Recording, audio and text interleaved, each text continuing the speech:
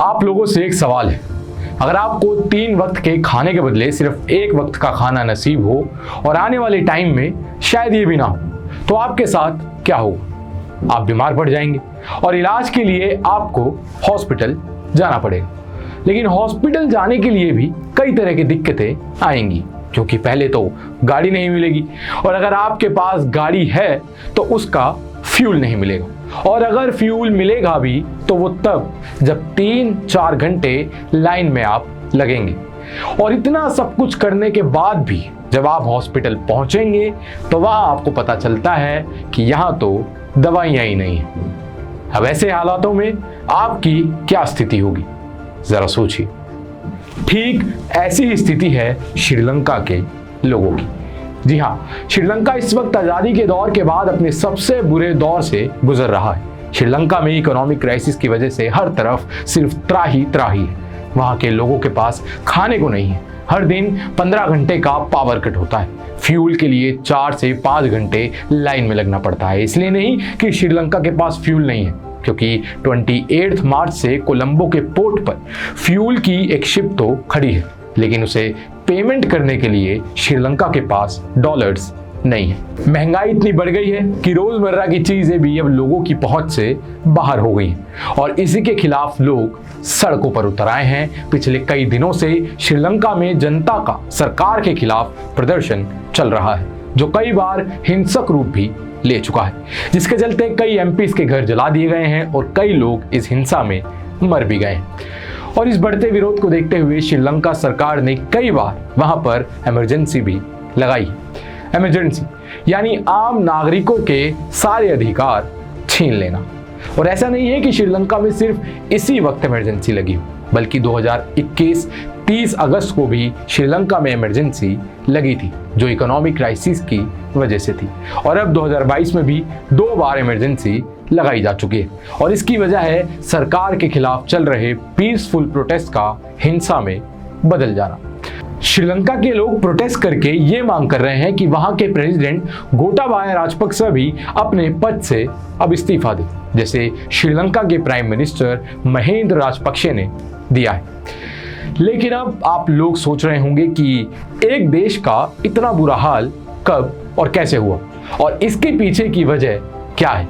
क्या सरकार तब सो रही थी जब इतना सब कुछ हो रहा था? पर यहाँ मैं आपको बता दूं कि ये जो भी श्रीलंका में अभी हो रहा है उसके पीछे सरकार ही जिम्मेदार थी। जैसे कि जब महेंद्र राजपक्षे की सरकार आई थी तो उसने टैक्स में बहुत ज्यादा कटौती की थी, जिसकी वजह से सरकार के पास रेवेन्यू ही नहीं जनरेट हुआ, और जो श्रीलंका पहले से ही कर्जे में था उसे और कर्जा लेना पड़ा। साथ ही 20 अप्रैल 2021 में केमिकल फर्टिलाइजर्स पर बैन लगाया गया, जिसकी वजह से वहां व्हाइट राइस का प्रोडक्शन 50% से नीचे गिर गया, और फिर श्रीलंका को इसकी वजह से राइस भी बाहर से इंपोर्ट करना पड़ा, और यहां से भी उसका बहुत नुकसान हुआ। बाकी अगर आप श्रीलंका के ऐसे हालात कैसे हुए उसके पीछे के रीजंस डिटेल में जानना चाहते हैं तो आप ऊपर दिए गए आई बटन पर क्लिक करें। हमने इस पे एक पूरा डिटेल वीडियो बनाया हुआ है। तो चलिए अब बात करते हैं कि अभी श्रीलंका का पॉलिटिकल सिनेरियो कैसा है।